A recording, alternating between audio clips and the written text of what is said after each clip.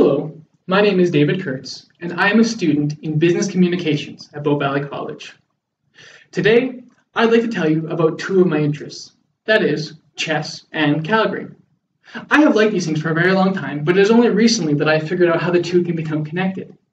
I hope that as you listen to me in the next couple minutes, that you might reflect and figure out how your interests can connect you to the places where you live.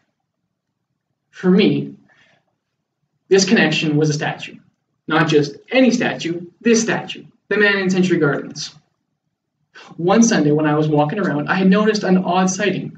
This statue is a man playing chess on his own. Typically, chess is reserved for two people, and so I went over to take a look. When I got there, I noticed that 4 pieces were missing, either by vandalism or by some other means. You might not be able to notice them, but E1, A1, and A2 are all missing. The chess opponent who I'm facing is also clasping at something that is no longer there.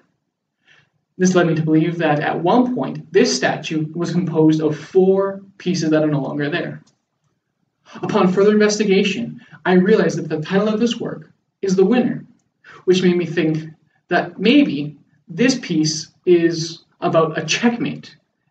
And I believe if I can figure out what the missing pieces were and how they were configured, that maybe I could reverse engineer all this to figure out what the original composition pieces were.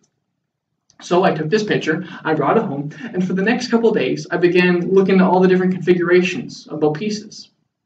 And it would seem that no matter all the pieces that I put, I couldn't figure out where anything went. It led me to believe that maybe there wasn't a logical chess solution. But there must have been some chess solution because these pieces existed at one point. And why did they exist where they existed? This brought me to the library. And I did a little bit of reading, and there isn't much on local statues in your city, but I did find this one thing. And it says that the winner is the person who has become the opponent.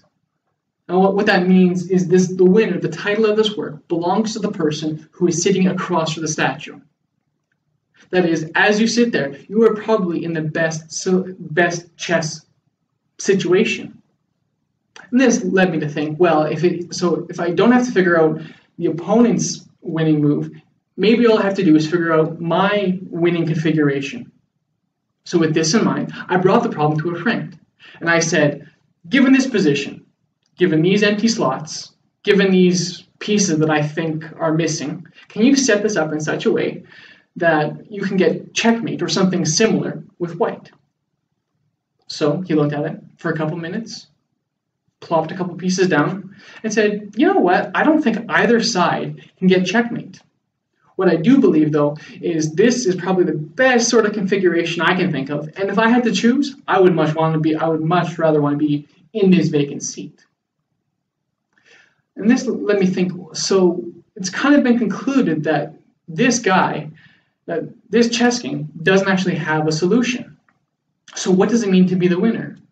Well, I think that is posed there as a sort of question that allows the person sitting on this bench to figure that out for themselves. It's a matter of public engagement. I myself had already figured out different ways what that meant to me. I looked at it independently. I sort of wrestled with it on my own to figure out what this meant to be the winner. When that didn't satisfy me, I brought that question to the library, where I could research and figure out what some books might say. If I could find maybe a photo or some description of the original intent. And when none of that seemed to work out completely, I brought it to a friend to see what his take might be. All in all, what I realized was that this was a matter of I was engaged with the piece, so much so that I can now present this in front of you. And I hope to leave you with one thing. The next time that you go for a walk and you find a piece of public art, though you might find it there by accident, realize that it wasn't left there by accident. And if it interests you, if only minutely, take the chance to investigate what that might mean and share that with others. Because I believe when you share this and you figure out when you look at your interests, you can figure out how those things connect you to the place where you live.